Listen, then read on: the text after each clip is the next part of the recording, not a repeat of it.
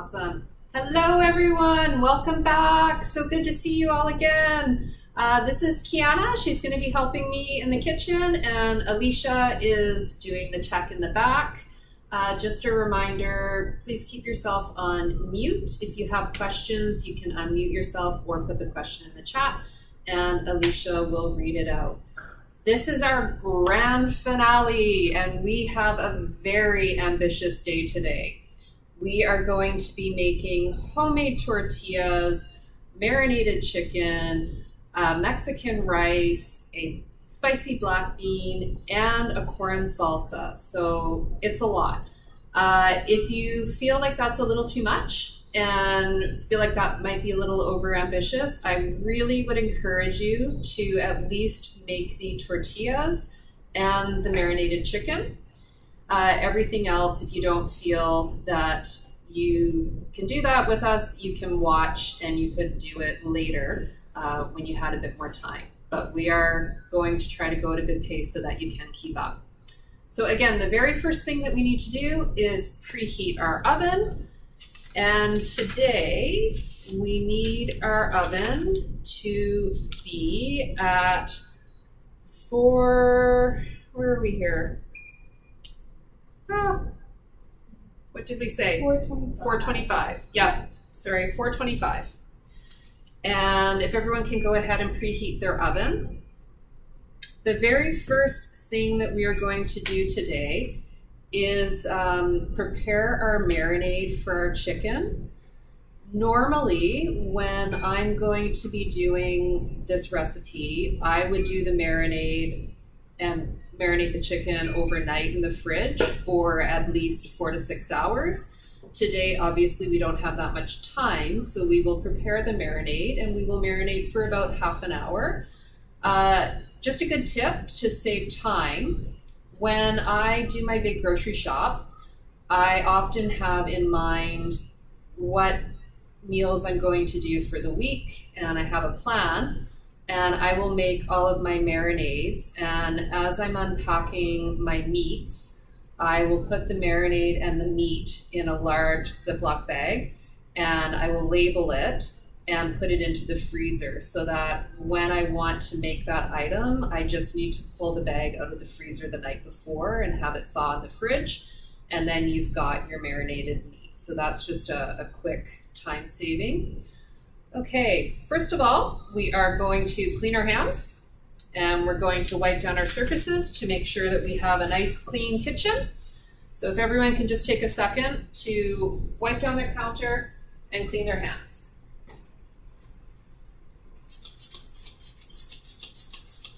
Again, I'm just using a multi-surface cleaner, just making sure that countertop is nice and clean.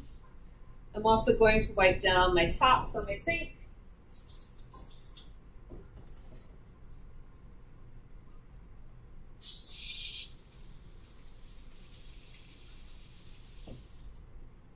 And give my hands a good wash with soap.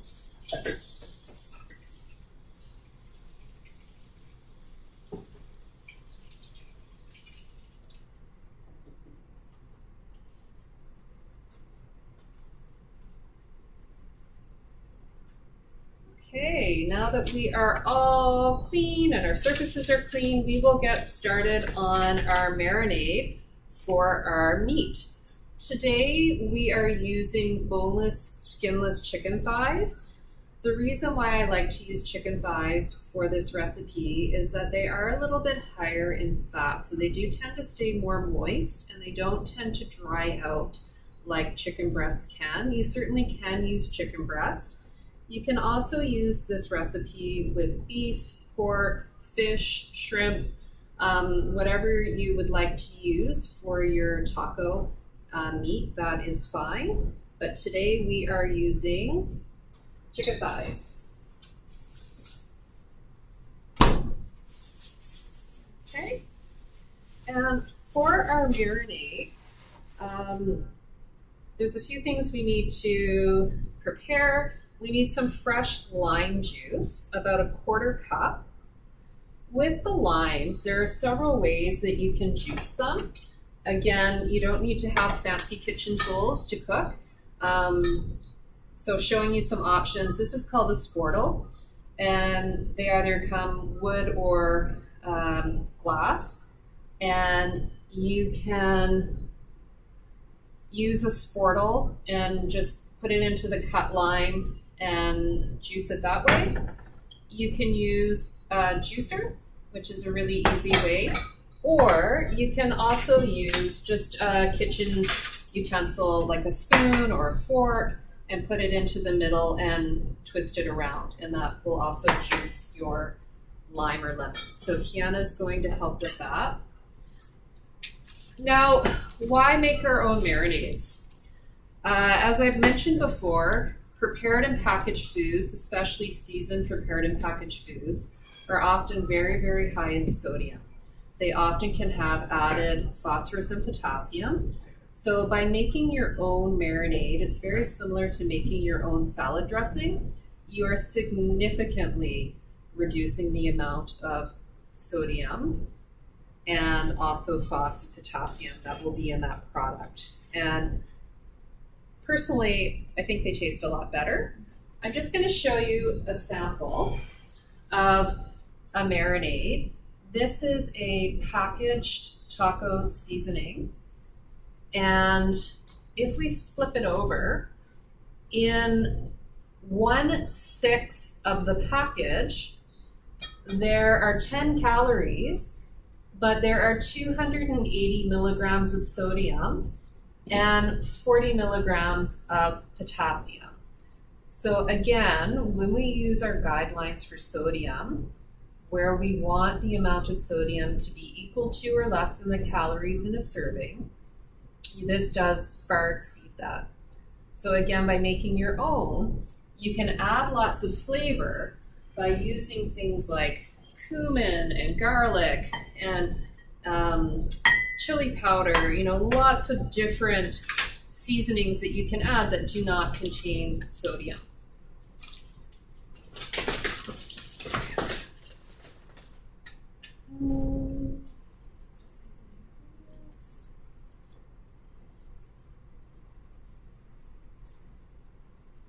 So again, time saving, you can make these ahead of time, and you can also make them and keep them in a mason jar. What I will do if I have a lot of limes or lemons and I think that they're going to end up going bad before I can use them, I will actually take a zester and I will zest the peel of my limes and my lemons, and I'll put them into a mason jar and put them in the freezer.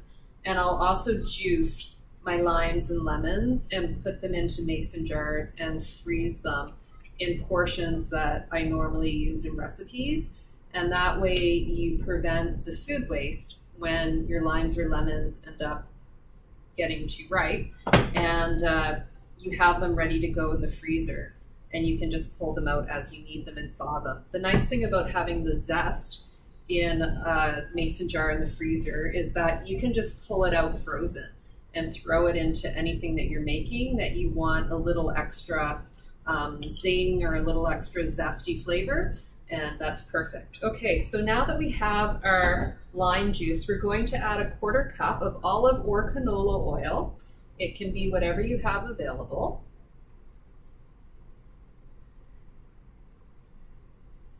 And into this, we are going to do 3 cloves of garlic that are peeled and minced. Another quick time saving, if you don't have fresh garlic or you don't want to go through the process of peeling and mincing your garlic, you can use garlic powder. Again, you want to avoid garlic salt because of the added sodium, but garlic powder is another option to add some flavor into your marinades.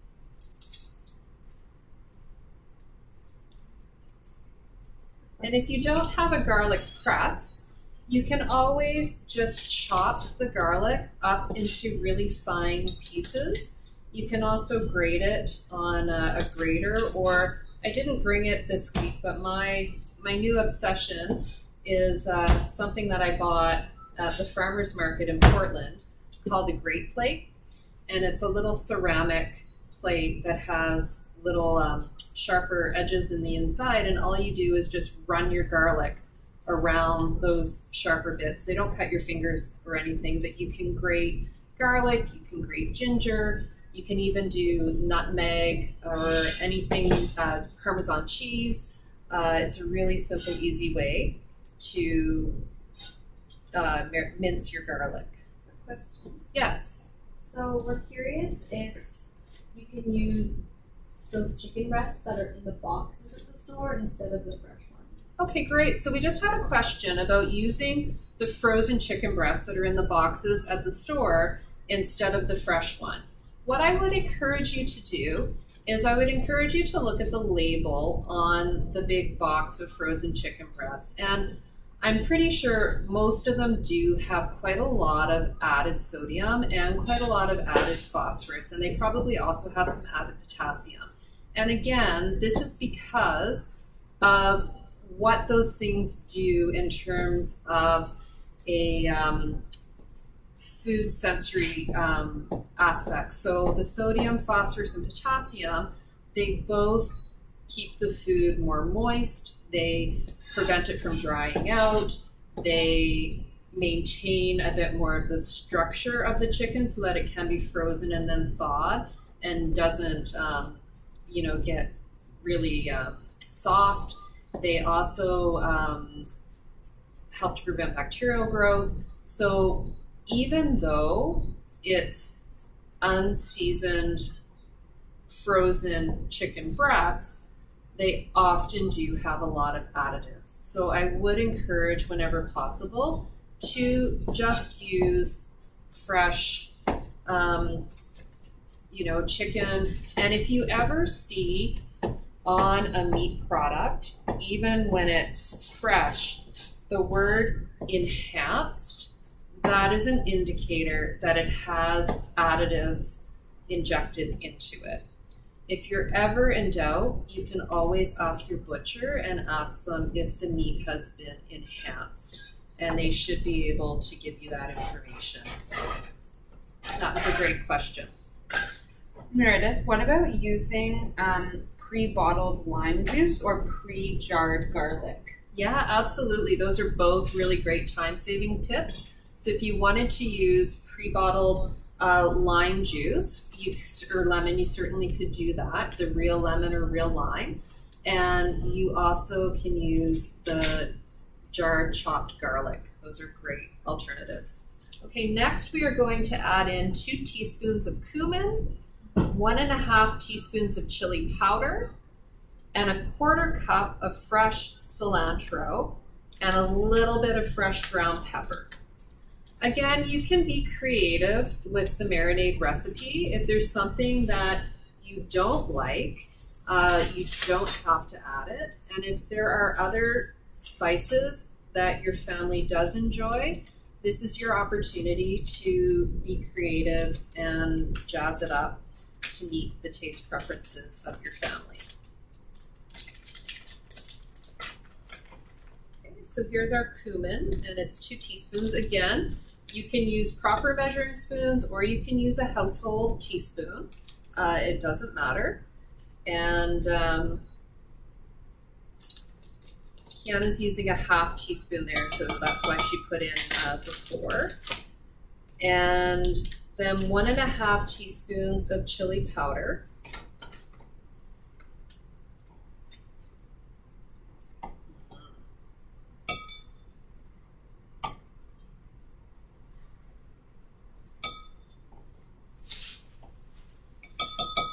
Okay, I'm going to rinse off our cilantro, and we always want to rinse any of our produce well with fresh running water before we use it. And again, that's because there could have been contaminants that got on it when it was in the store. And we want to make sure that we wash off any dirt or anything that's remaining on the produce.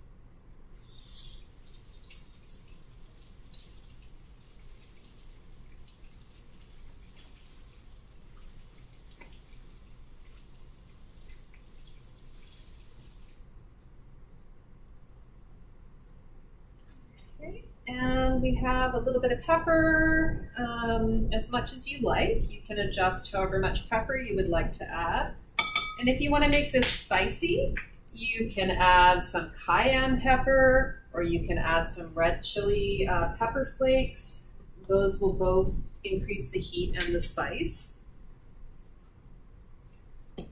So about a 1/4 cup of chopped fresh cilantro. Is a different herb in cilantro doesn't taste good to me? Absolutely. If you don't like cilantro, you can use a different herb. You could use parsley. You could really use, anything that you enjoy. And if you're using parsley, you can use fresh. You can use the dehydrated parsley flakes. There are lots of different options out there. The goal here is really to make a marinade that your family will enjoy and that meets your taste preferences.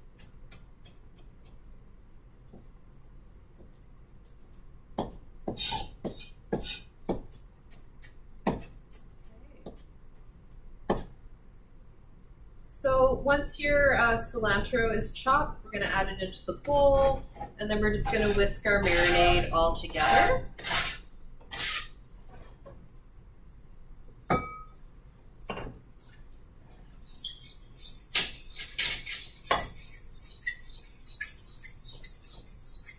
So again, normally when I marinate my meats, I do like to put them into a large plastic bag, and I like to do it ahead of time and either let them sit in the fridge or put them into the freezer if I'm not going to be using them for a couple days.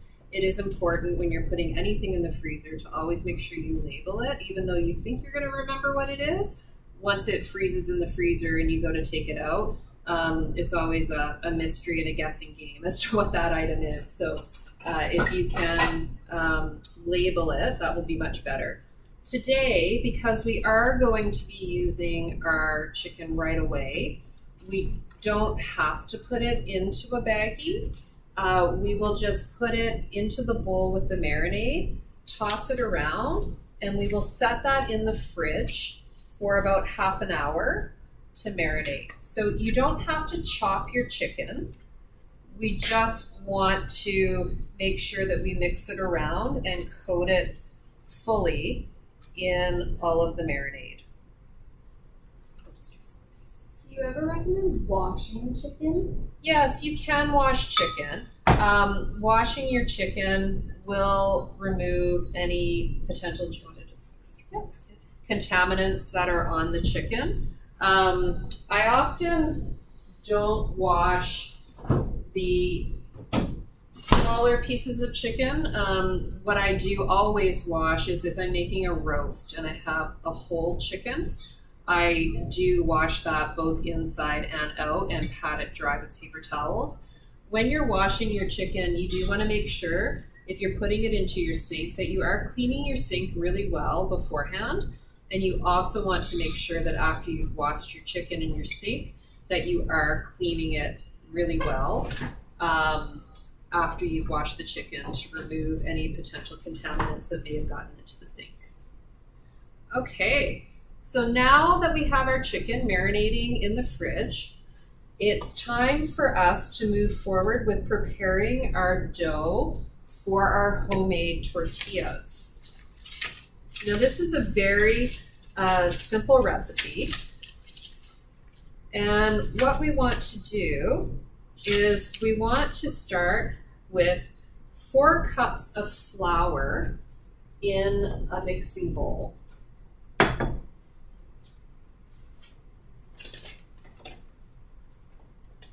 And again, this could be any kind of flour. It could be whole wheat if that's what you prefer to use. If you have issues with, gluten-free, you could also use a corn flour to make corn tortillas. Today we're using all-purpose flour.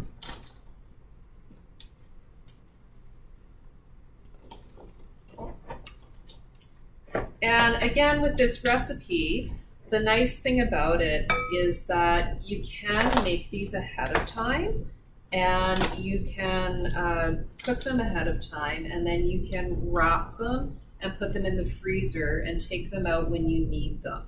So it can be a bit of work to make them initially, but if you have time, you can prepare a whole bunch and you can stack them up and have them in the freezer ready to go.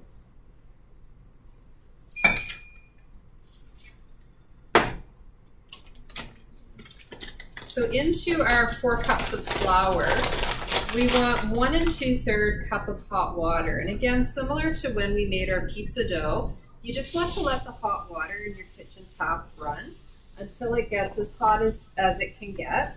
And that's a good temperature to be adding. And into our 1 2/3 cup of hot water, we're going to add about 1/4 cup of either vegetable or olive oil.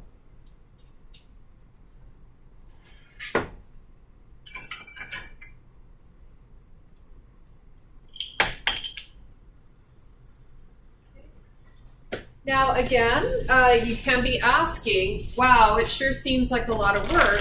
Why are we going through the effort of making our own tortillas? This is because, again, any bread product is going to be quite high in sodium.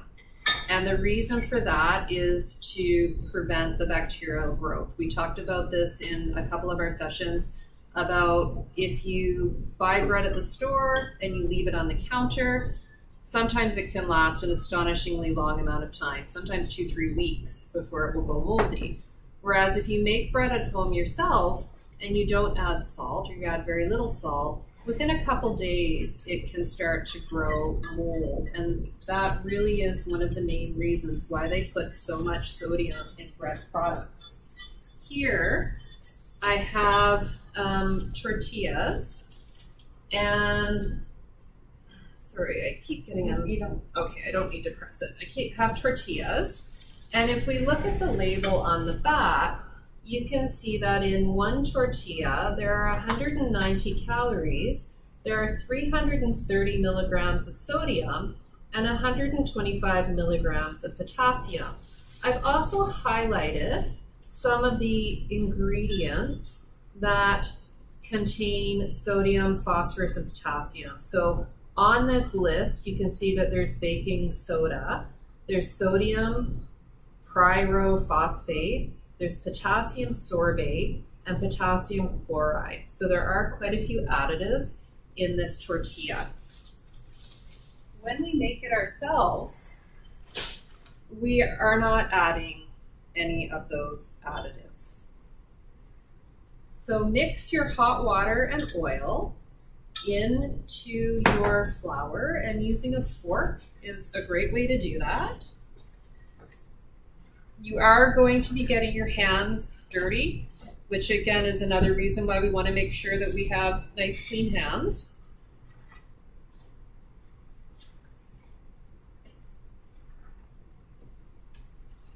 Do these freeze well? Yes, so yes, you can freeze them. I would recommend, if you're going to freeze them, we're going to show you when we roll them out how to put a layer of parchment paper in between each of the tortillas. So you would want to make sure you have a layer of parchment paper in between them. You want to put them in a Ziploc bag and freeze them. And then to reheat them, you can put them back into the pan to heat them, or you can microwave them between 2 paper towels that have been moistened so that they're damp, for just 15 to 20 seconds until they're warmed through. You want to prevent sort of drying them out, which is why if you're heating them in the microwave, you want to use a damp paper towel. So once your dough is starting to come together, you can put it out on your countertop, and you can start to knead it. And you want to knead it about 10 times or until it becomes smooth all over. And again, when we knead, we're pushing with our palm of our hands and we're pulling it back towards us. Then we're pushing it away, and then we're rotating it so that we're getting all the surfaces.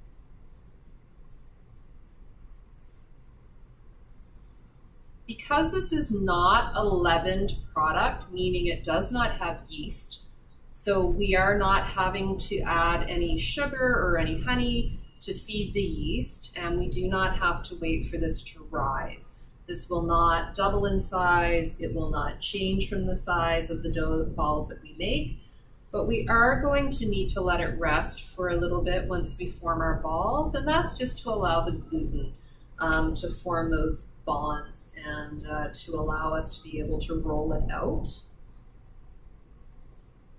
So your dough will be a little bit sticky. If you find it's really sticking to the counter or really sticking to your hands, you can sprinkle a little more flour on your work surface or onto your hands. And once your dough is nice and smooth and kind of feels like Play-Doh, what you're going to do is you're going to divide it into 12 equal balls. And you can use a knife to do this if you want, or you can just pull it apart with your fingers. But the goal is to get 12 equal balls. And you want to roll each of those balls roughly into the size of a hockey puck. And we're going to sprinkle some flour over each of those balls and then set them aside on our island and cover them with a towel.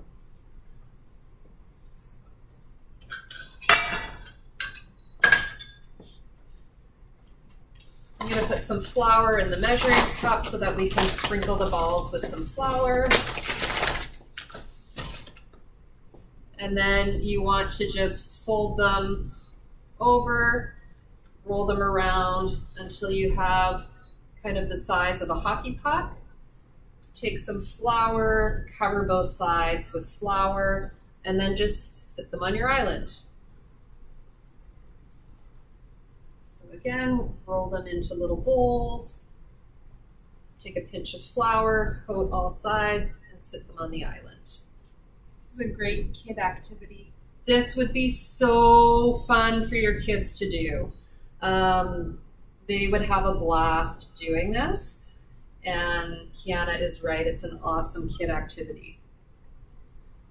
And you could even let them have a little bit of dough to make a creation, a little bit of extra leftover dough, and they could make some sort of their own Play-Doh creation out of it. And you could just throw it in your oven and bake it along with your chicken and bake something really fun.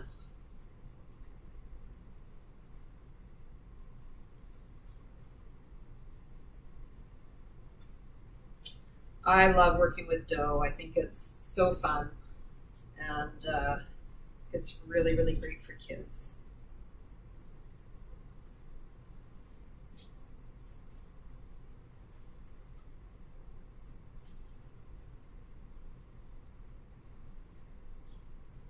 Okay. So now that we've got our 12 balls coated with flour, we're going to cover them over with a clean kitchen towel, and we're just going to let them sit there and rest while we continue to prepare more of our ambitious Mexican fiesta today. Okay, so it's been about half an hour, since we started marinating our chicken. So we are going to go ahead and put our chicken in the oven. Where did we put it? Okay. Oh, it's in this fridge. We have too many fridges in this kitchen. So please get your chicken out of the fridge. And we're just going to put it into a glass baking dish.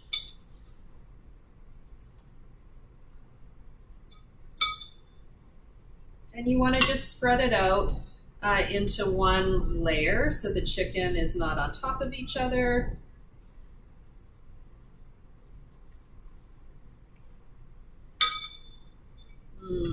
Looks delicious. And make sure it's all well coated with the marinade.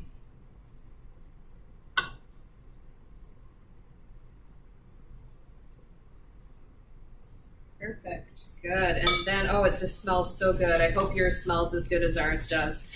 And then we are going to pop it in the oven for about 30 to 40 minutes. So we will set our timers for about 30 minutes and then we'll give it a check at that point. Great. So we've got our chicken marinated and in the oven. We've got our dough for our tortillas prepared and rolled out and resting on the counter.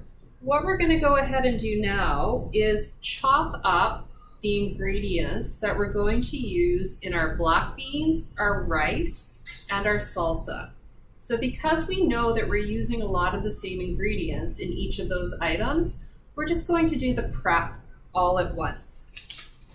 So the first thing we're going to do is cut up our white onion, and I would recommend chopping up one whole onion.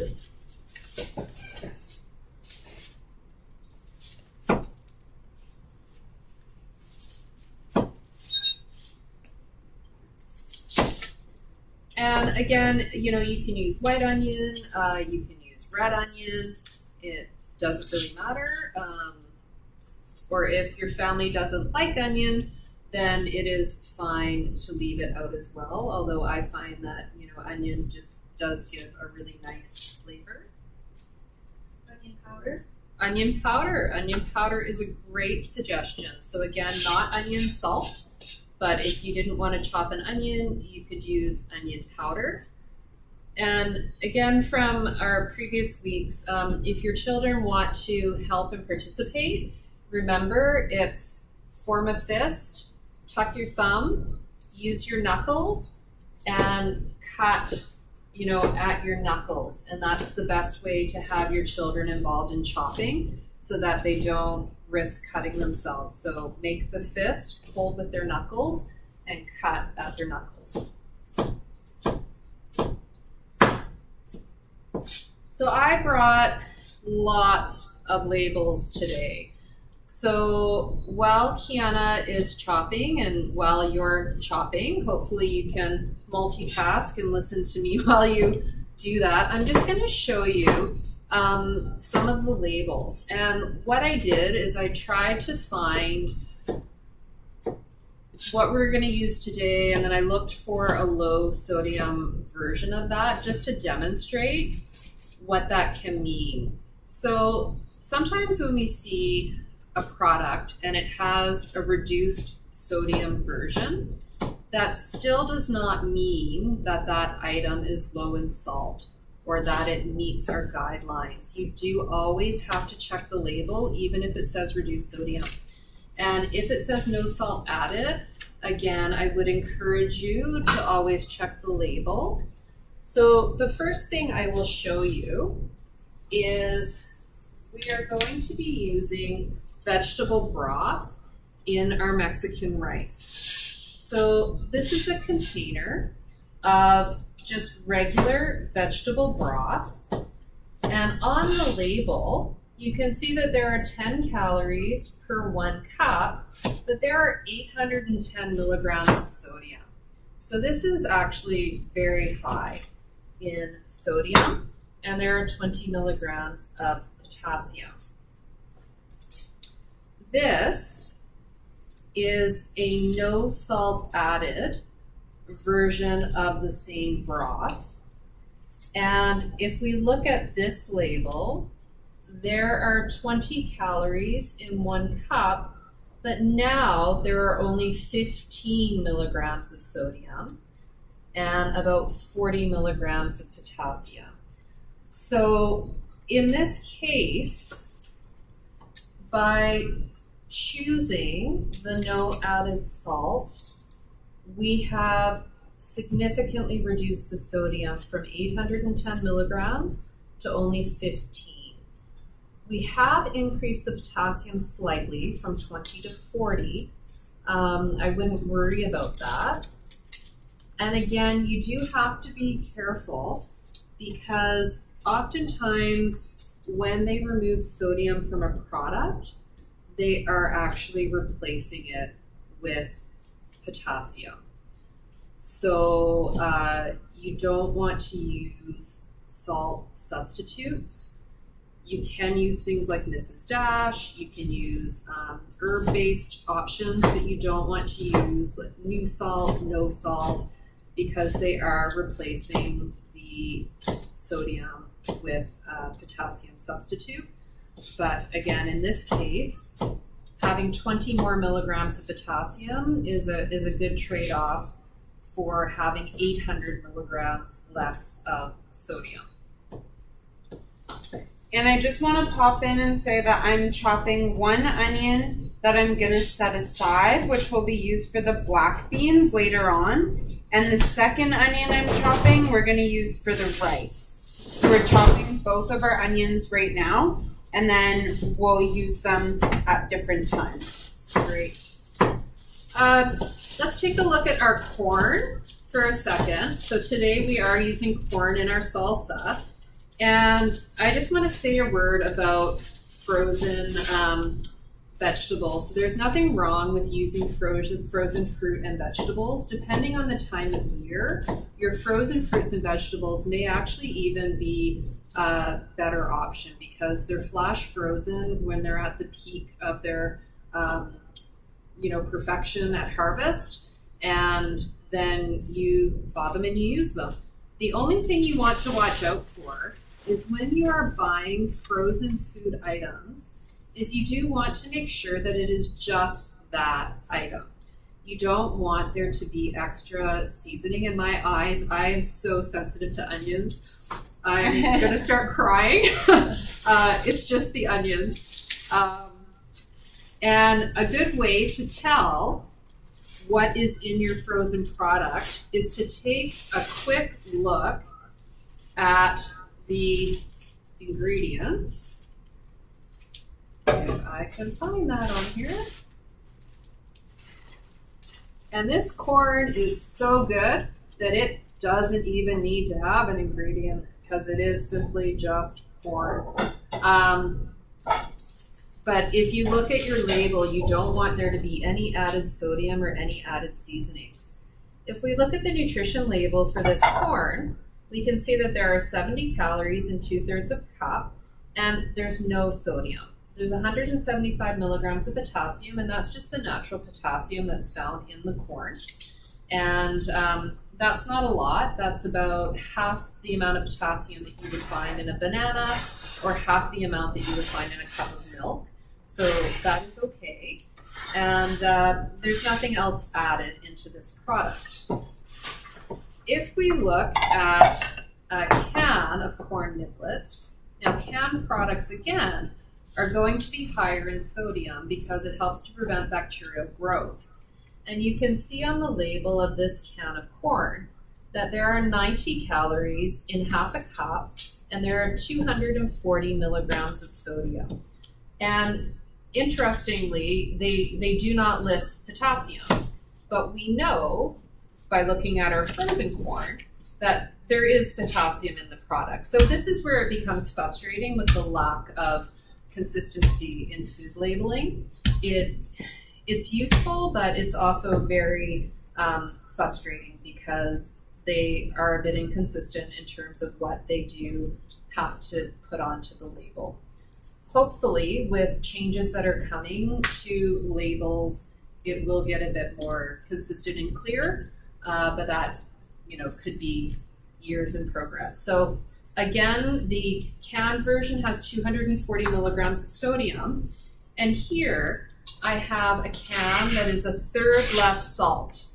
So if we look at this label, again, in half a cup, 60 calories and 150 milligrams of sodium. And here they have listed the potassium, 175. So it's the same amount of potassium that was listed on our frozen corn. It's just, you can see how annoying that is, that it's not, the potassium is not listed on the regular corn niblets, but it is on the reduced sodium and the fresh. So you do have to look at all the options and really take a look at those labels. So again, in this case, this is a perfect example where the reduced sodium version, while it is lower in sodium than the regular version, it still does not meet our guidelines for sodium, which is equal or less than the number of calories. So when it comes to corn, your best option would be the frozen plain corn niblets. And now I've just been chopping up the garlic. So I'm chopping the garlic up for both the black beans and the rice. So it was about 5 or so cloves of garlic. If you had minced garlic, you could just add a couple of teaspoons in the pre-minced jar to each of your bowls of onions. So I'm just going to put about half of my garlic into my bowl for the black beans, which we're going to cook later. And the other half of my chopped garlic is going to go into the bowl with the rest of the onion, and that's going to be used for our rice. So here I have a can of regular black beans. And if we take a look at the label on the black beans, you can see that there are 140 calories in half a cup. And it says, these are the no salt added. Whoops. Let's switch to the regular. These are the regular black beans. There are 140 calories, but there's 220 milligrams of sodium and 350 milligrams of potassium. Beans do contain potassium.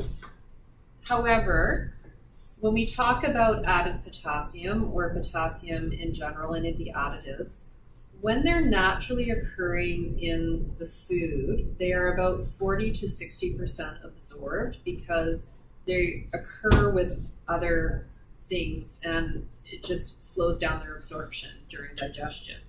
When they're added as an additive, the additives are about 90 to 100% absorbed. So we're more worried about additives than we are about the naturally occurring. And in these beans, again, when we look at the amount of sodium, the regular has 220, the no sodium has 0. So it's going to be a better option to pick the no sodium beans. Now, this is something that horrified me, and I have to come clean and admit that this was in my pantry, and clearly I had not taken the time to look at the label. So this is a can of refried, I got the French version, hopefully all of you speak French, refried beans. And refried beans are a popular item in Mexican dishes and Mexican food. If we look at the label on these refried beans, you can see that there are 240 calories in 1 cup. And I'm not sure if you guys can see that, but there is 1,040 milligrams of sodium. That is a lot of sodium. And you can see with the ingredients, there are cooked beans, water, and salt. So this would be a very, very high sodium item. And you wouldn't really expect it because it is a bean product. So just again, reinforcing to always take the time to look at the labels. Okay, I'm going to take a break from labels and we will get moving on to the next thing. So we're just going to finish up one more aspect of chopping while we're chopping. So we did our onions for our beans, we did our onions and garlic for our rice, and now we're going to chop up onion one more time for our corn salsa, and we're also going to chop up our jalapenos and our cilantro. So your onion, you could use red or white. We're using red just because we're not cooking it, and it's usually a little bit of a milder flavor, but you can use whatever you like. And then I'm also going to chop up 1 jalapeno. If you would like it spicy, you can add the jalapeno in. If you want it less spicy, you could leave it out altogether, or you could remove the seed and the inner pith, the white part, which would remove more of the spice. And then we're also going to chop up about half a cup of cilantro. So again, if you wanted to use another herb like parsley or basil, you can do that, but we're using cilantro today. Excellent.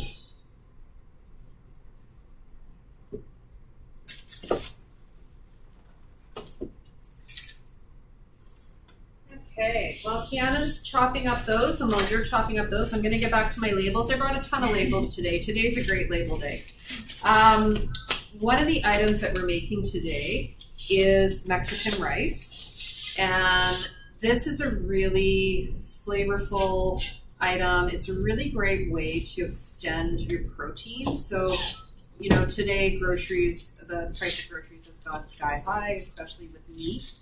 So it is a really great way to just have a smaller amount of protein at the meal, and you can use the rice to extend that meal.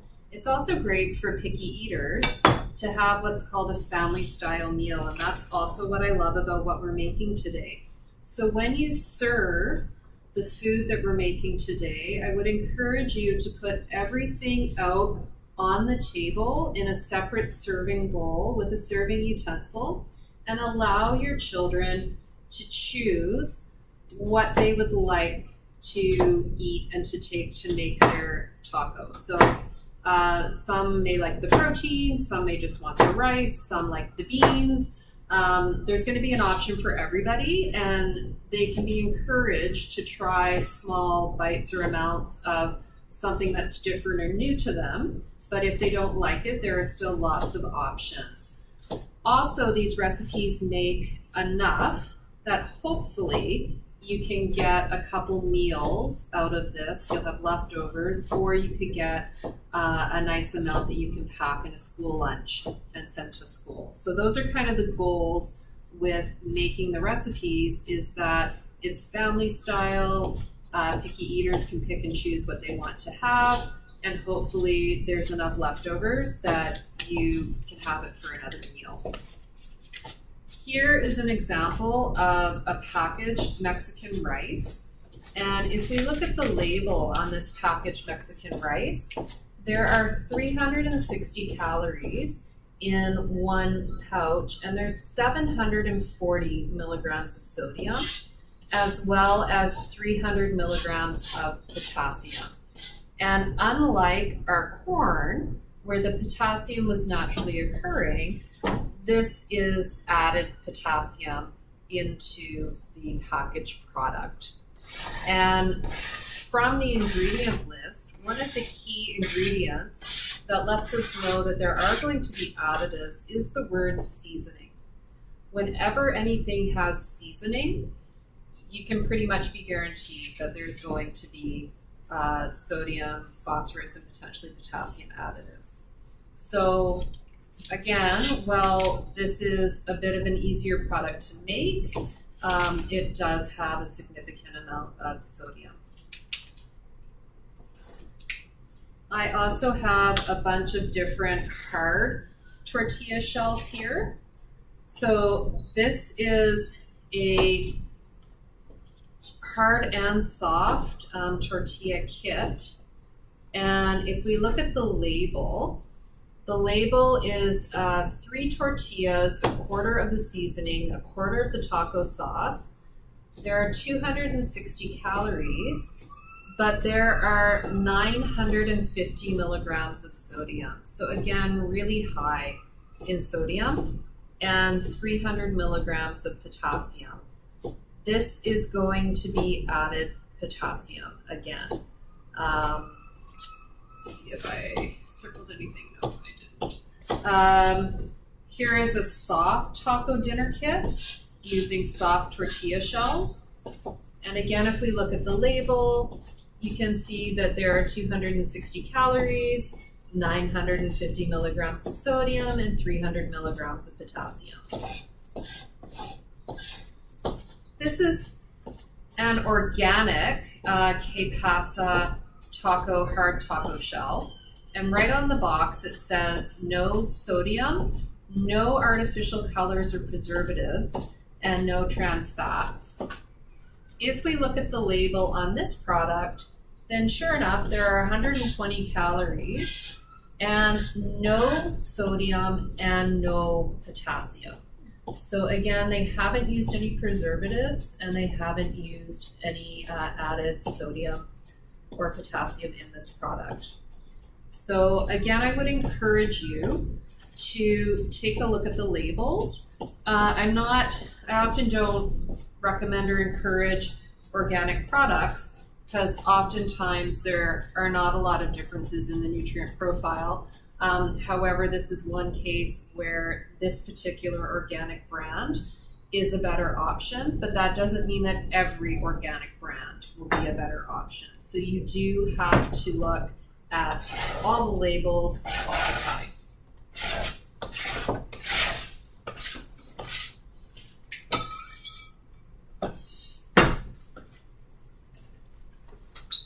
So I've chopped up my red onion and jalapeno, and they're in a big bowl because we're gonna add some frozen corn to it later.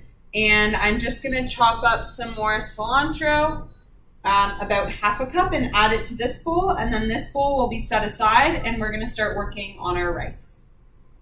Great. Does anybody have any questions? Is everybody able to keep up?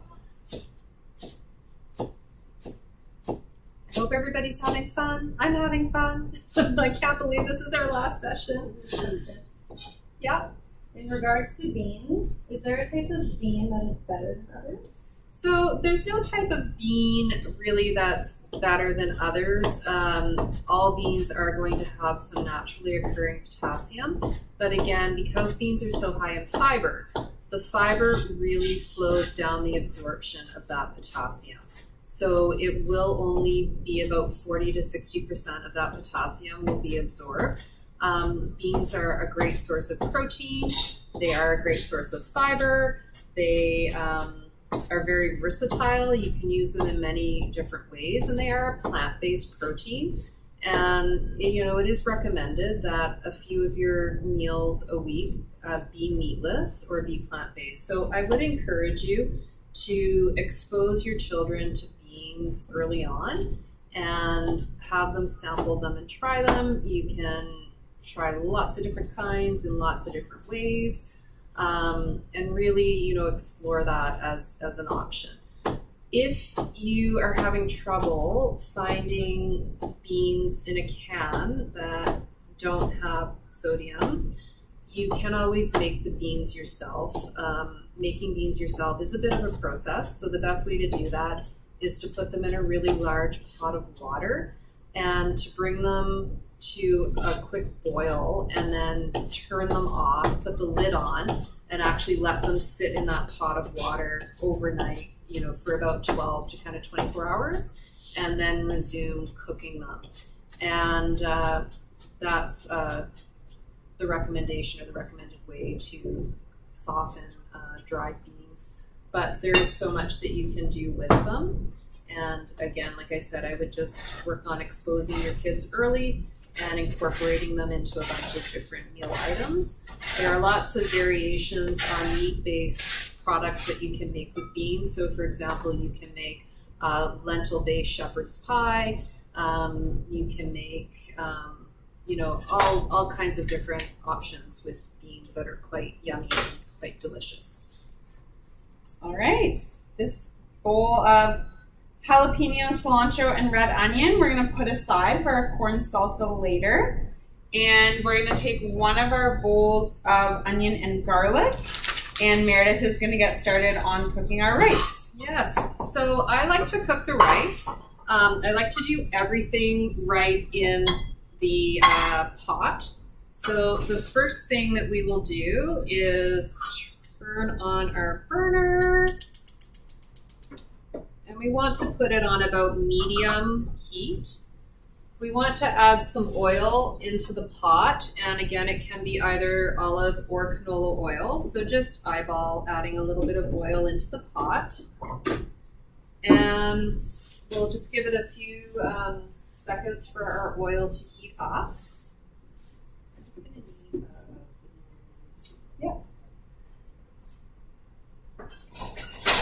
And then if you have a wooden spoon or something that you can move it around in the pot with, that would be great. And into our pot, we are going to add our garlic and our onions. And we're going to saute them until the onion starts to look a bit translucent and they start to get a little bit brown.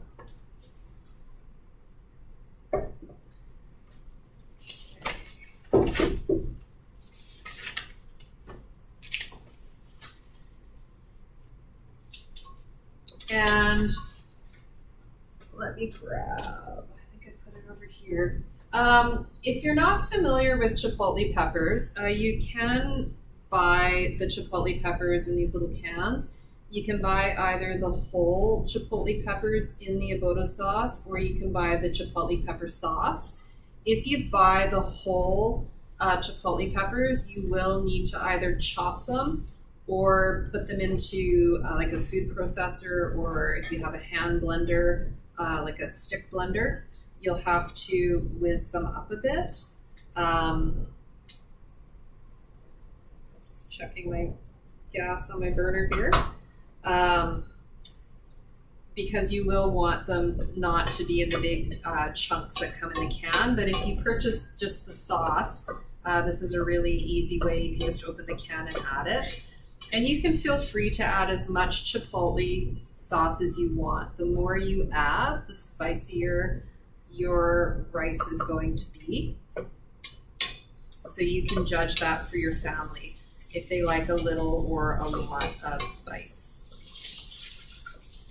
So again, we're just sauteing up our onions and our garlic. And this is going to smell absolutely delicious. Meredith, Yes. could I use another type of sauce, like an enchilada sauce or barbecue sauce? You could. The only thing that I would caution about again is with any sort of a sauce is just checking the label and just making sure that there's not too much sodium. There is some sodium in our chipotle peppers, but we're only using a couple tablespoons of them, and we're making 2 cups of rice. So it's going to get distributed into a larger amount. So the actual amount that each individual person is going to be eating is lower. But you could use a different type. You could even put jalapenos in here, or poblano peppers, or any type of a spicy pepper. If you didn't want to use chipotle peppers, but you wanted to make it spicy, you could also add some cayenne pepper, or you can get powdered chipotle pepper that you could add in to spice it up. Quick question. Yeah. Do we have to worry about the sodium, potassium, or phosphorus in onions? No. So the question was, do you have to worry about the sodium, potassium, or phosphorus in onions? And the answer is no. There's not going to be any phosphorus in onions. So we find phosphorus in foods that have protein because it is a component of the structure of protein. So that would be any animal products, beans, peas, and lentils, dairy products. There's also the added phosphorus that is in the packaged food products, but fresh fruits and vegetables are not going to have much, if any at all, protein because they have, or much of any at all phosphorus because they have such little protein content. In terms of potassium, you don't have to worry about the potassium in onions. And there will be some naturally occurring salt or sodium in onions because they are grown in the ground, and salt is a mineral that's also found in the ground. But the amounts are going to be so low that no, you do not have to worry about that. But that's a great question. We're really, when it comes to sodium, we're really more concerned about the added salt. We need to eat food, and there is no such thing as a no sodium. And so we're not going to worry about the amount of sodium that's naturally occurring in our vegetables or our fruits that are grown in soil in the ground. That's a great question. Okay. Okay, my onions are really starting to come. I need to stand a bit away because I'm going to cry. I don't know if anybody else is super sensitive to onions. I seem to be particularly sensitive. I cry every time I chop them. One of the things that I've tried wearing goggles actually. The other thing I've tried doing, which makes me look absolutely ridiculous, but it does help, is if you hold a slice of bread in your mouth while you're chopping the onions, the aromatic compounds from the onions actually come up and go into the bread so that they don't go into your eyes. But you look really funny if someone walks in the kitchen and doesn't quite know what you're doing.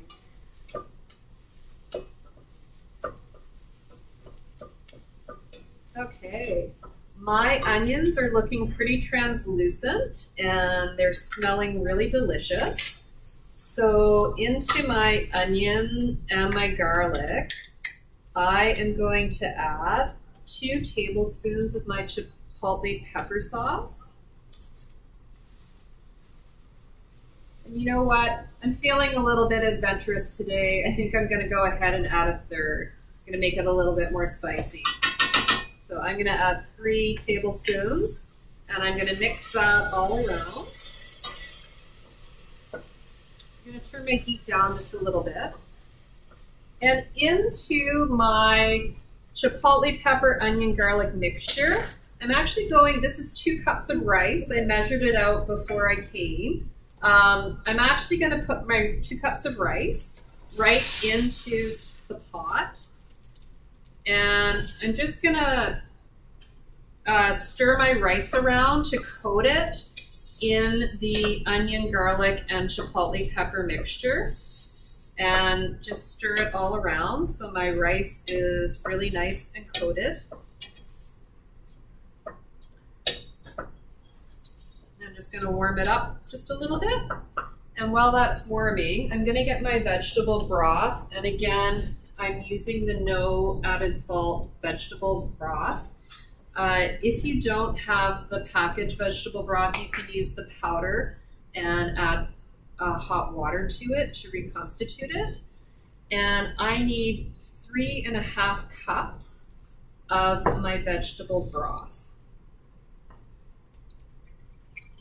And after this, our chicken has been in for about 33 minutes. So once we've stirred our broth in and we've set the timer on our rice, we're going to check on our chicken. And a good rule for rice is that if I'm making 2 cups of rice, I always add like 3.5 cups of liquid. So that's kind of a good ratio for rice, and I find it always usually turns out well. So I'm actually using 3 1/3 cups of broth, and that was the whole container. So that was 900 mils into 2 cups of rice. And I'm just going to let this start to boil. So I'm going to turn my heat up actually a little bit on high.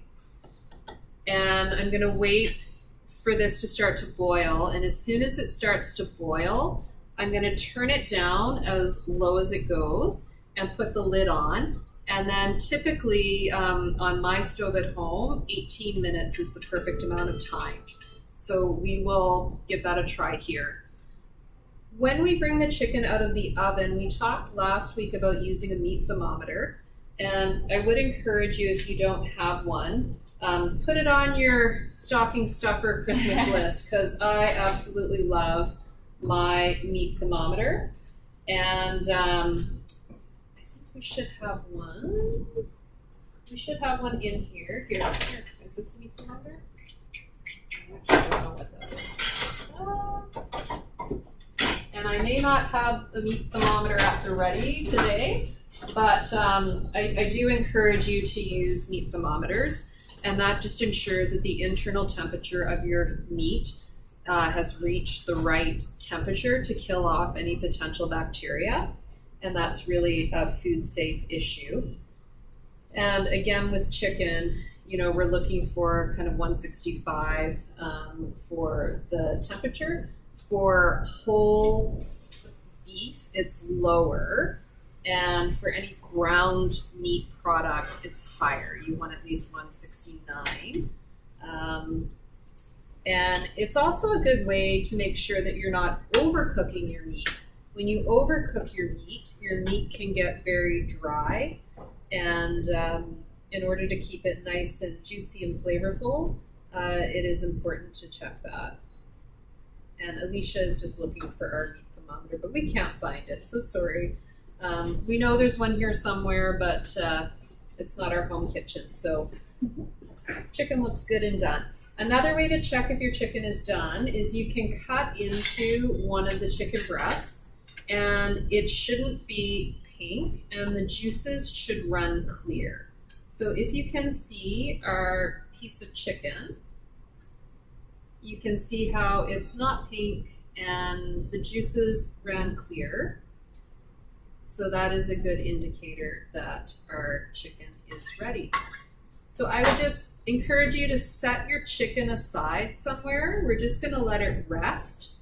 And it is a good idea to let your meats rest for 10 to 20 minutes after you take them out of the oven, just to, again, encourage them to be more moist. So I'm still waiting for my rice to boil. If your rice has started to boil, please turn your temperature down on low and put the lid on, and then we'll set a timer for 18 minutes. Mine is almost there, but again, a Walch pot never boils, so maybe I need to stop watching it.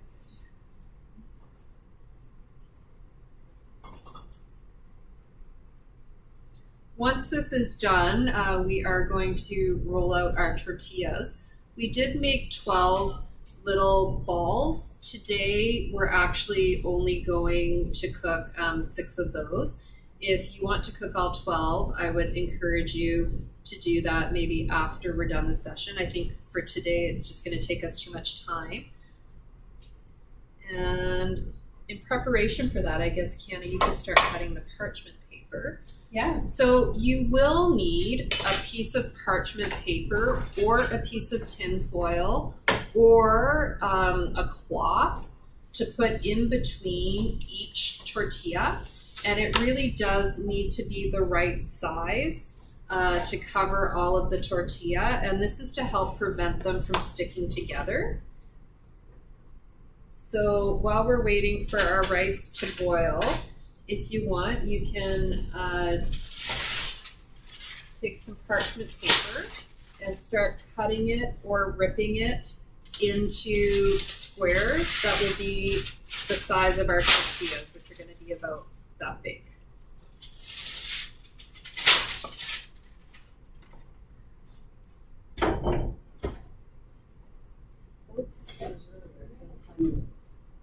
And we can't find any scissors today either, so we are just going to fold them and rip them, which also works.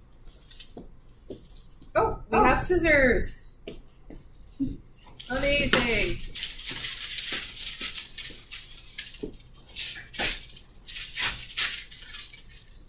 So my rice is starting to boil. So again, I'm going to turn the temperature down to low, put my lid on, and we will set the timer for 18 minutes. And don't take the lid off, don't peek. You want to just leave it covered until the timer goes off. You have to have faith in rice that it's going to turn out.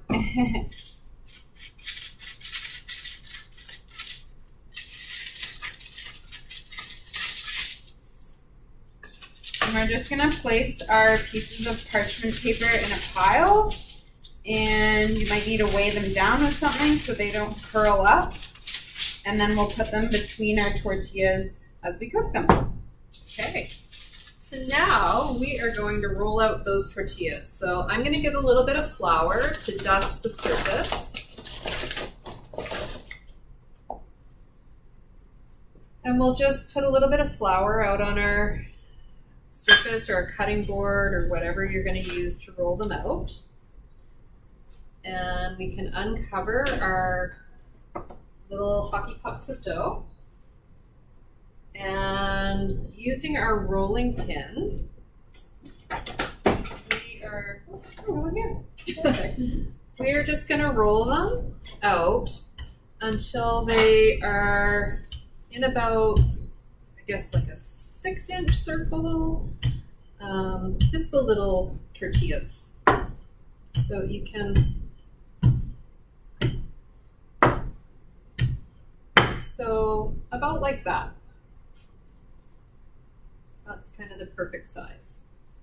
So they're thin, but they're not too thin. They're not going to rip when you pick them up.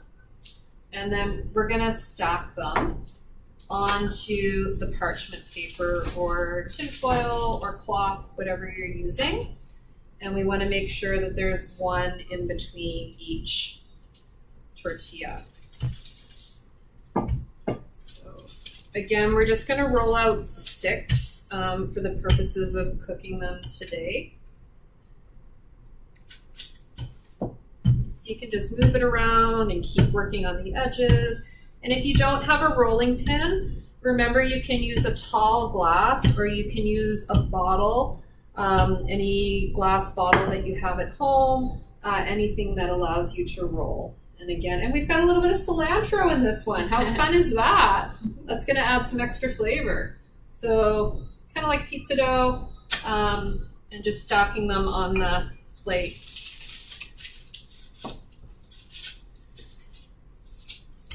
And again, because this is not a leavened bread product, our little balls did not increase in size, and that's exactly what we wanted. We're not making a raised product with this.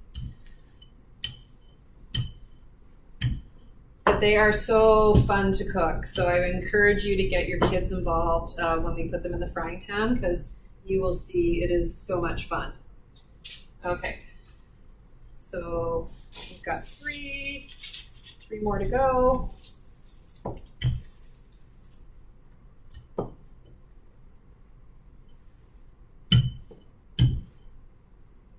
If you were making these ahead of time, at what point would you make just the dough balls? Would you make the whole thing? Where would you stop? So if I was to freeze them, I would actually cook them. So I would make them, I would cook them in the frying pan and let them cool down, and then I would put them in the freezer. And that way, when you take them out of the freezer, they are ready to thaw and reheat, and they are ready to go.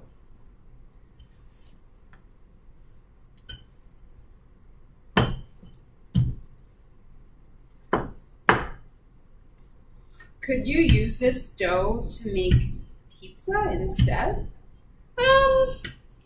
You could, I'm probably going to say no, because it's not a leavened product.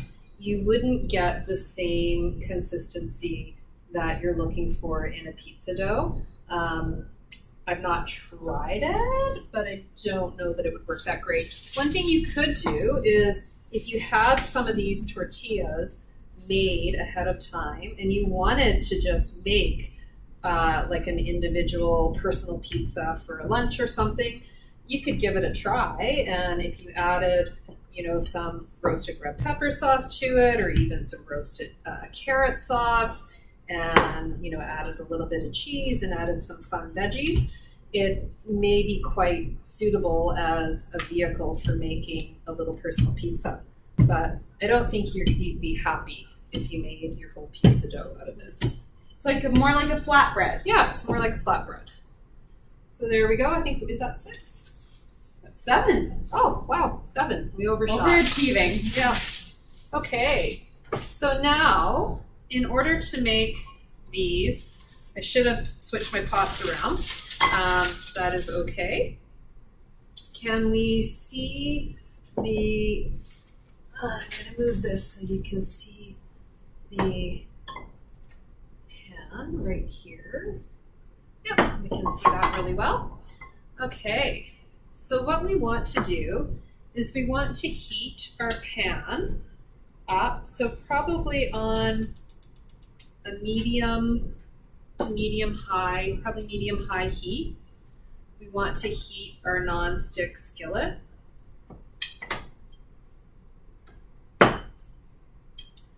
We'll just give that a minute to heat up. We're not going to put anything in the pan. We're not going to put any oil. We're not going to put any coating, anything like that. We're just going to put the flour tortilla in the pan.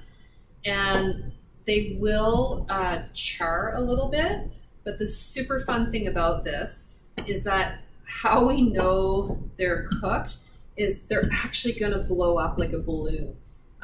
It's so fun and it's so cool, but they'll inflate in the middle and blow up like a balloon.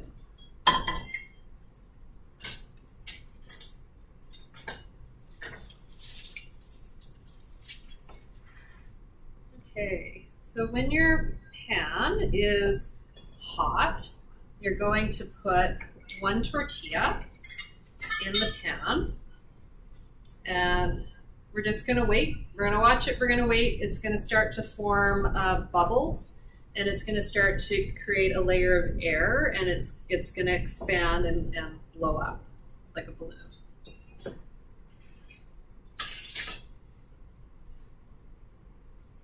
My pan might not have been quite ready yet, but that's okay. It'll heat up. Could you make these tortillas a different way, like in the oven? You could. We actually tried that when we actually tried out all of these recipes, and we actually tried doing some of them in the oven on a baking sheet, and it actually worked really well. I can't remember how long we left them in for. Do you remember? I think about 12 minutes. Yeah, I think we left them in the oven for about 12 minutes, and they puffed up and they actually worked really well. So if you didn't want to do them in a frying pan, you could do some of them in the oven.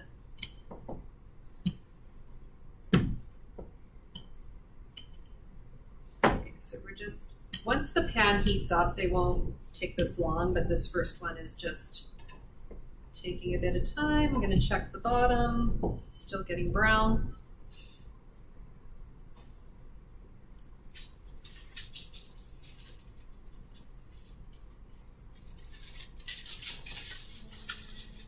Do you want to show this salsa? Sure. Talk about this. While we're waiting, I'll show you the salsa. So we're making a corn salsa today, and I really enjoy corn salsa. I think it adds just a great variety of different textures and flavors, but I have a jarred salsa here. So this is just a medium jarred salsa. And if you look at the label, you can see that it has 25 calories, but it has 460 milligrams of sodium, and it has 175 milligrams of potassium. So jarred salsas typically are quite high in sodium.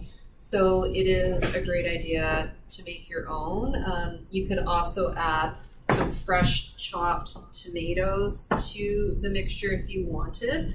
We talked when we did the pasta recipe how fresh tomatoes on their own, a small amount, are perfectly fine. It's when you're using large amounts of fresh tomatoes to compress them into a sauce or a paste, or like the salsa, the jarred salsa, where the potassium content becomes very high because you're having to use so many tomatoes to condense it down.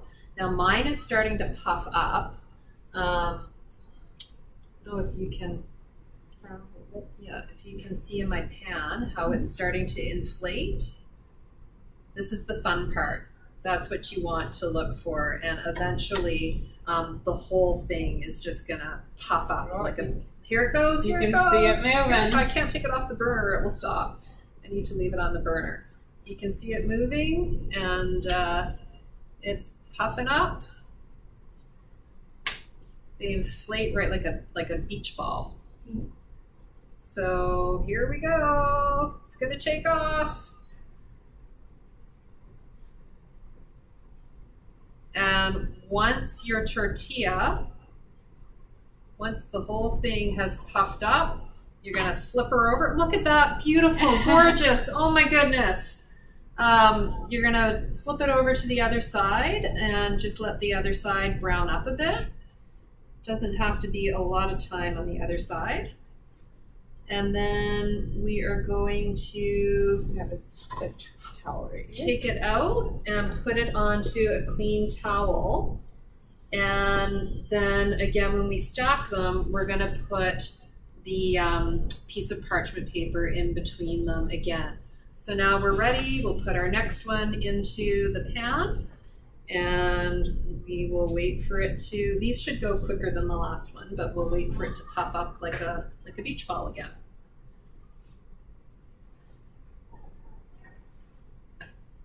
I hope all of yours got puffy. It's so fun. It's my favorite part.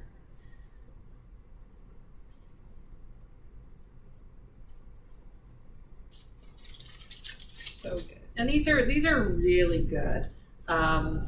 You know, hopefully you enjoy them, and hopefully once you try them, you will realize, even though it's extra work, of course, than just buying them straight from the grocery store, it's well worth it because they are so delicious. I have a question. Yes. So, if I were to get takeout from somewhere, if I just don't have time, do you have any recommendations about what kind of items that I could get? So one thing I would recommend, the question was about getting takeout and how best to make choices. And one of the best things, again, is if they have an online menu, to take a look at the online menu. You know that because you are getting something that's made away from home, you don't have control over how much sodium is added, and takeaway food tends to be quite high in sodium. So try to pick the item that has the least amount. At any time possible, always try to get sauces on the side so that you can add the amount of sauce. You can add just a tiny fraction of it, and that often will give you enough flavor. You don't need it swimming in the sauce. Better items tend to be, you know, single items as opposed to mixed items, because you potentially have a little more control. You can also ask restaurants, a lot of them have their secret or private menu, that if you do have an issue with sodium or you need other dietary modifications, you can ask to see the special menu, and they will have gluten-free items, cardiac-friendly items that tend to be lower in fat, lower in salt, those types of options. But keep in mind that eating out is a treat. Ideally, it's not something that we're doing every day. And so if it is something that we are doing infrequently, then you've got your daily allotment of sodium. If we know we're eating out and we're going to have something that's high in sodium, boom, we've used almost our whole bucket, and the rest of our day has to be really, really careful. Okay, so my next tortilla is puffing up, and I'm gonna flip it over, and it's okay if it gets charred like that. That actually adds some really good flavor, so that's totally fine. And we're just gonna have it on the other side for just a few seconds to char up the other side, and then we're gonna put it in our stack.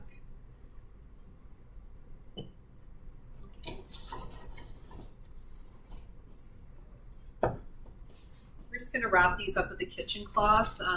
We can also start to stack them once they cool and put the wax papers between them again.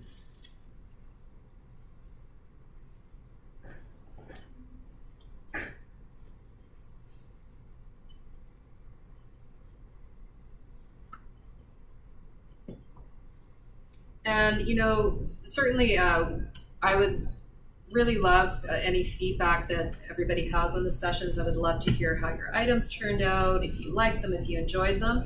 There isn't really an opportunity on the survey that we're going to send out after this session to provide that. So feel free, if you would like, to send an email to either Alicia or Kiana. They have been the two that have been emailing you in terms of the Zoom session times and a lot of the reminders. You can feel free to send any comments, and this is certainly something that if people find that it was helpful, if they found it valuable, that we would like to find a way to continue. Not doing all the time, but doing maybe holiday specials around Christmas, Easter, Thanksgiving, etc., on how to modify traditional holiday recipes to make them more kidney friendly. If we found that we were getting a lot of questions about certain food items that a lot of people were interested in, you know, we could do a session on those. If people had any specific items that they would like, more help in finding out how to make kidney friendly, we could compile those together and, maybe do them a couple times throughout the year and just invite anybody who wanted to attend them. And we could also do video recordings and have a whole library of videos that are available for people to view. So again, this is our pilot research project. We're trying to figure out if this is something worthwhile, if this is something that people enjoy, if it's something they find helpful. And if you do, then we really would like to move forward with approaching the Provincial Renal Agency to potentially get some funding to be able to carry on and produce more of these sessions and videos, and really hope that it is helpful for people. Okay, my next one is puffing up. I'm gonna flip it over, warm it on the other side.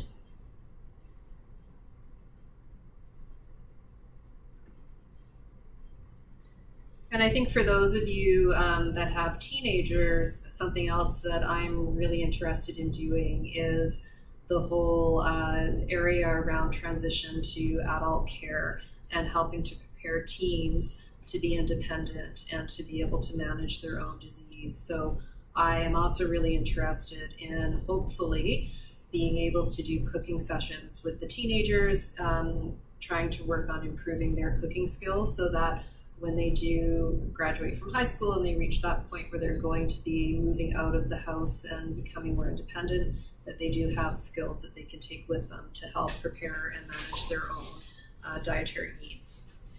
Cool.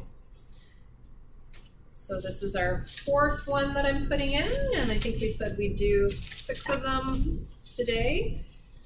You can continue and cook your other ones at home. And again, when you stack them after they've cooled, just put a piece of parchment paper in between. And do we want to thaw our corn right now? That's a great question. So what we can do is we will need to thaw our corn. What I usually do is I put it in a bowl with water and then I put it in the microwave. For 2 cups of corn, how much are we using? 3 cups? For 3 cups of corn, I would probably microwave it for about 6 minutes. And that will thaw and warm up our corn for us. So if you do want to get your frozen corn out and ready, we can put it in a bowl. And was that our timer for our rice? That was our rice timer. Okay, that was our rice timer. So I am going to put on an oven mitt because sometimes our pot handles can get very warm, and it's a good idea just to have a mitt on. Always open your pot away from you so the steam doesn't come up and burn you or hit you in the face. So we'll open and take a look. My rice looks perfect. So when you look at it, most of the liquid or all of the liquid should be absorbed. What I like to do now with my rice is usually I use a fork, but I think we got all of our forks dirty. So I'm just going to use a spoon. And you just want to fluff it up. So just move it around, fluff it up. And then we're gonna turn our heat totally off. Leave your pot on the same hot burner. And after you've fluffed it, just put the lid on. And we're just gonna let it sit there on the burner that is now turned off. And it can just sit there until we're done making everything else and we're ready to use it. So now my next tortilla is ready. I'm gonna flip it over and warm it on the other side. And I am again putting 3 cups of rice. Oh, corn. Corn into a bowl, and I'm gonna put it in the microwave for about 5 or 6 minutes.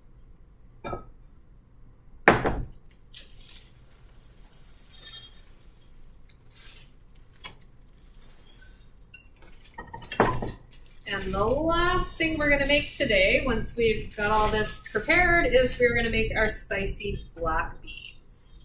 And again, I like to have a lot of options for this meal so that it is a pick and choose. You can create all different kinds of combinations. There's lots of different options. And adding the beans in does give that, it extends the protein option, extends the meal. It also gives a vegetarian option. So if somebody doesn't want to have the meat, they can have the beans, and everything also goes really well together. So if somebody wants to use absolutely everything, it's a really great, perfect meal. Beans and rice are also a great option too. So some, maybe your children don't want to have the tortillas. You can also make rice bowls. So you could do every item that we've done with this minus the tortillas, and you could make rice bowls with rice and beans and the salsa, and that would be a really great meal as well.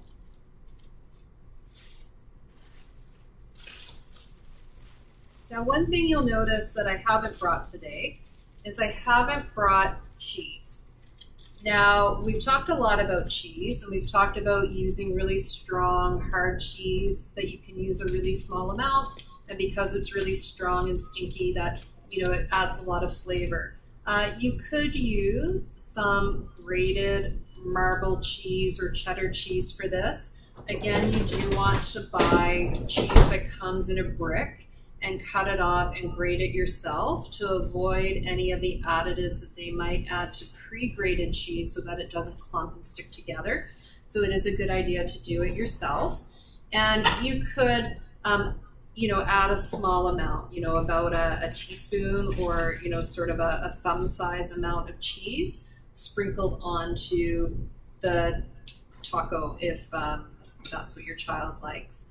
Again, cheese is naturally, it's going to be high in sodium, but it's also a very excellent source of calcium. So we tend to have the trade-off and not get so concerned about the sodium in the cheese. But we do recommend that you use just the smallest amount possible. Here's, I love this one. It's so goofy.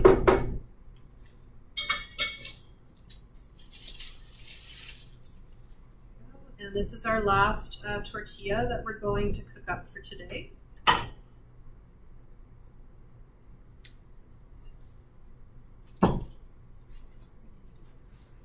Yeah.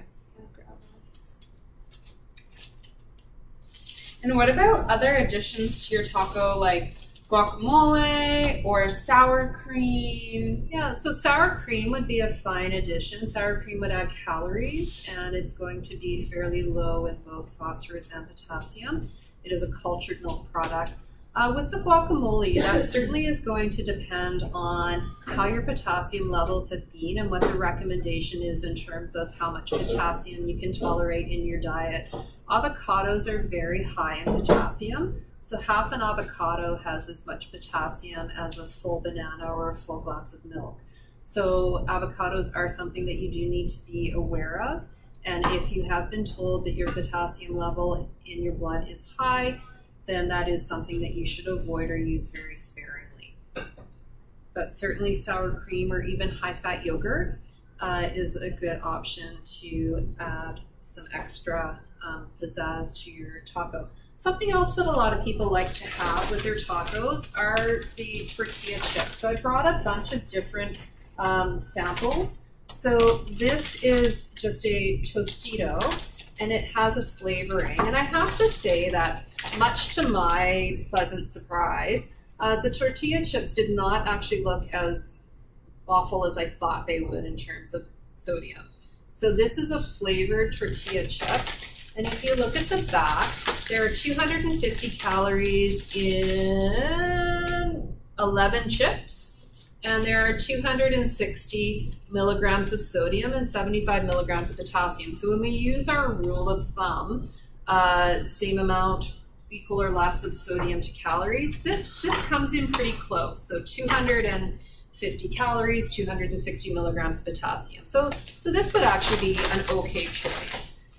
If we look at the same Tostitos brand, and this time it's low sodium, when we look at the label, there are 250 calories, and now the sodium has been cut a little more than in half. It's 125 milligrams of sodium. So again, this would be a better option. So this is the low sodium Tostitos. I also brought, I'm just gonna take my last one out so I don't forget, and I'll turn my burner off. I also brought some Cape Hassa, and if we look at the original salted Cape Hassa, this has 260 calories per 23 chips, so that's double the amount of chips that the Tostitos had in their serving size, and it only has 80 milligrams of sodium. So this is the salted Cape Hassa. So that also is a fine option. If we look at the unsalted version of the Cape Hassa, there are 260 calories and there's 0 milligrams of sodium and 0 milligrams of potassium. So this would absolutely be the best option just because it has no sodium. But in reality, you know, all of them would be a fine option. So I would say whatever your child enjoys having, but if you really wanted to remove a lot of the added sodium, then the Cape Hassa unsalted would be the best choice. Yep. Someone was wondering why their tortillas might not be puffing up. Oh, maybe your pan is not hot enough. The pan does have to be fairly hot. So I would try increasing the heat in your pan, and hopefully that will help. Is the underside getting brown or turning charred even though it's not puffing?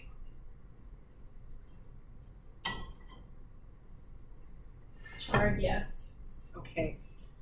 They could just be, she thinks maybe they could be too thick. Oh, that absolutely could be an issue if they're too thick. What happens when I put mine in the pan is that they kind of start to change color, like they kind of start to get darker before they puff up, and that's it heating. And so I think if it is too thick, then yes, you're right, it may not enable the air to get incorporated in between those layers and to puff. So I would try rolling them out a little thinner. Yeah, good question though, good to know. Okay, I guess we will move on and we will do our spicy black beans.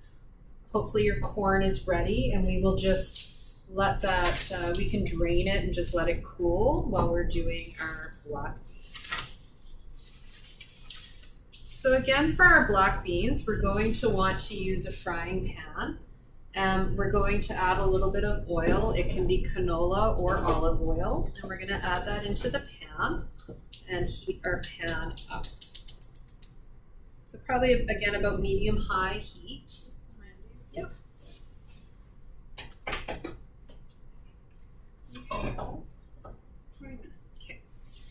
And once our oil has heated up, we're going to add our garlic and our onions into the pan, and we're going to saute them again until the onions become translucent and the garlic and onion just sort of slightly start to brown.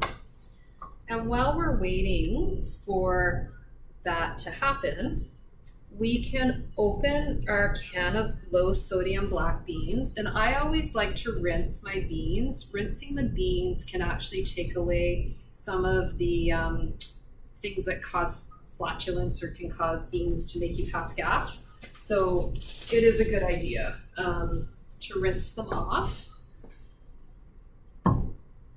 And so I will get Kiana just to open those and rinse them off for me. And then while the onions are cooking, I'm also going to get my spices ready, just in a small dish, or I'm just going to use one of the small measuring cups. So those are all ready to add.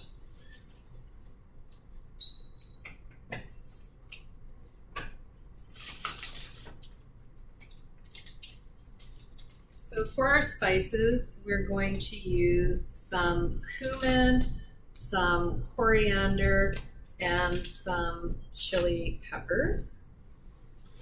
I'm just going to use a teaspoon.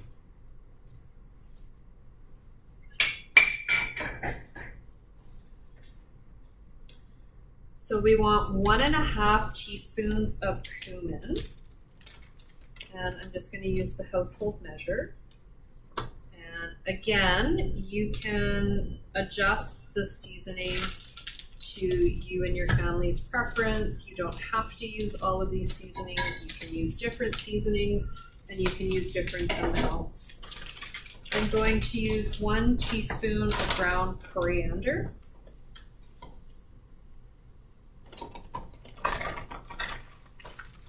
And while we're doing this, we can also add a couple seasonings to our salsa as well, because we have chili powder and cumin. True. Okay. So I'm going to add 2 teaspoons of chili powder into my black bean seasoning. And then 1/4 teaspoon of chili powder. So I'm just going to eyeball it. The seasonings, it doesn't have to be exact. So 1/4 teaspoon into my salsa. And then I'm also going to add 1/4 teaspoon of cumin into my salsa.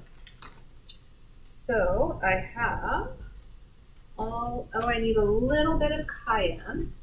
Oops. Now, cayenne is very, very spicy, so a little bit goes a long way. So I know it often looks like a very, very small amount that you're adding, but I would play around with it. You don't want to add too much, it'll be way too spicy. So with our cayenne, we are adding, no, I totally lost my place. Oh, just a pinch. And you really do just want a small amount. So I'm just going to use just a tiny amount on the end of my spoon, and that'll make it a little bit spicy. Okay, so my onions and my garlic are frying up nicely. My onions are translucent and my garlic is starting to get a little bit brown. I'm going to just reduce the heat down to medium, and I'm going to take all my spices and I'm going to put them into my pan and move them around. So with spices, it is a good idea just to cook them for about a minute, just to make them aromatic and to release all of the good flavors in the spices. So I'm just going to cook the spices around with my onions and my garlic, and I'm just going to move them around so they don't burn or stick to the bottom of the pan.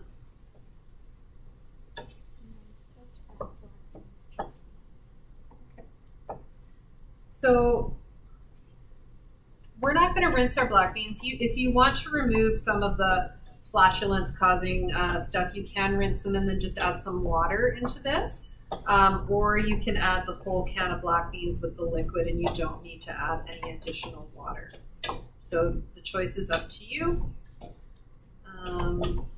So now that I've cooked my spices up so they're aromatic, I'm going to add the black beans with the juice. Get them all out. And I'm just going to mix them around and let them just simmer in the pan.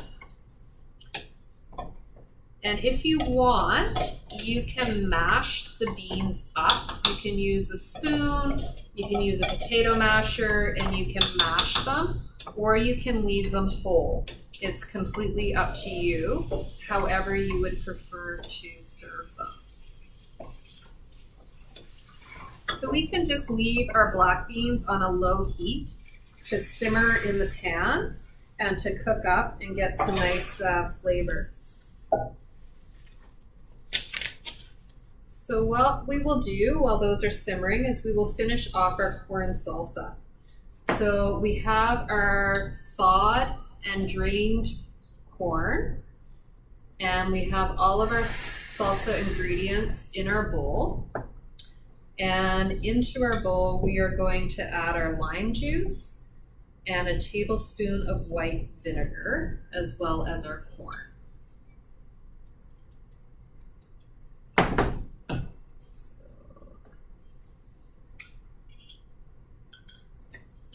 So remember, a tablespoon is 3 teaspoons. So if you don't have a tablespoon, you can just measure out 3 teaspoons.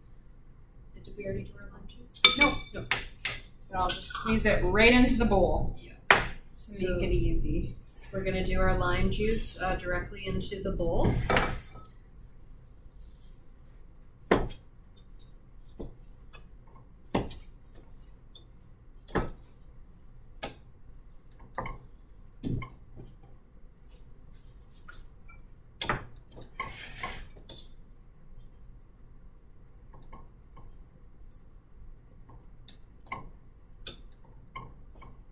And then everybody gets to have yummy tacos for dinner tonight.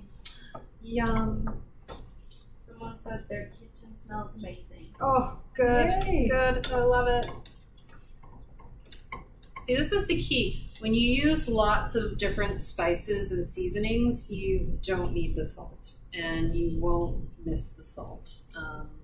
It really, there are so many other ways to add flavor, using lemon lime juice, using garlic and ginger, using all kinds of herb and all kinds of seasoning spices. Just so many ways that you can add flavor without adding the sodium. Question. Mm-hmm. How should we store our corn salsa leftovers and the bean leftovers? So for any leftovers that you have, I would put them, into a clean container with a lid, and I would store them in the fridge, and those will be good for up to 2 to 3 days in the fridge. After that, to be honest with you, I don't think either of them would probably freeze and retherm really well. So if you still have leftovers after 2 to 3 days, I probably would discard them. But hopefully you won't, because they're going to be so delicious that hopefully they just get all eaten up. And like I said, it's a great thing that you can pack in a lunch. You can put some rice, chicken, and beans in a thermos. You can heat it up and send, some tortillas, and they can spoon out the warm chicken, beans, and rice from the lunch kit onto the tortilla, and it's a great lunch. On that topic, I have a good example of something that would work well for a lunch. These are containers that I use pretty often, and you can see they have some little compartments. And so you could put your rice in one portion, you could put your beans in one portion, your corn salsa, and then put your tortilla in a little baggie, and that way when it's lunchtime, you can just pop this open and you can assemble your tortillas, or your child can, on the go. Yeah, that's a great idea.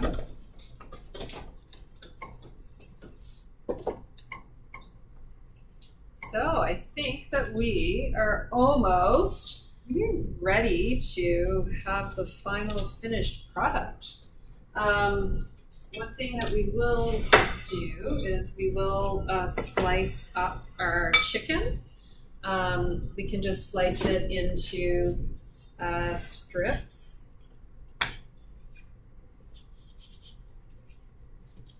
And again, cutting it up, slicing it into strips, it's going to make it go further. People can just take, a little bit, mix it with the rice, the beans, the salsa.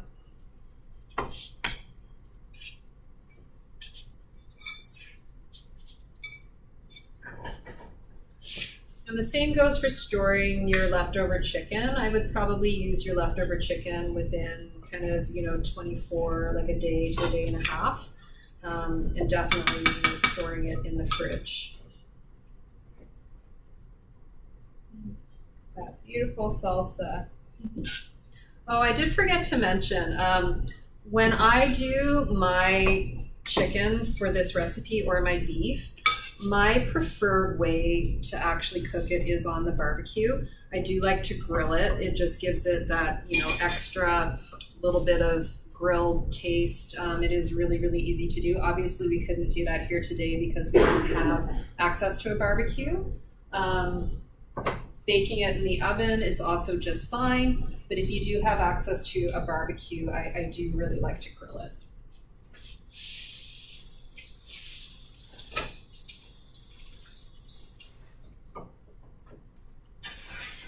Okay, I think we are golden. I'm going to turn my beans off. And I think we should plate one of these up so we can have the finished product and show you what it looks like. So we will take a tortilla and we will add, kind of run out of utensils here, so we'll add a bit of chicken and we will add our rice.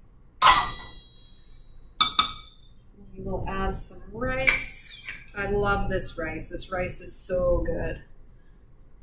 We'll add some rice and some salsa and some beans.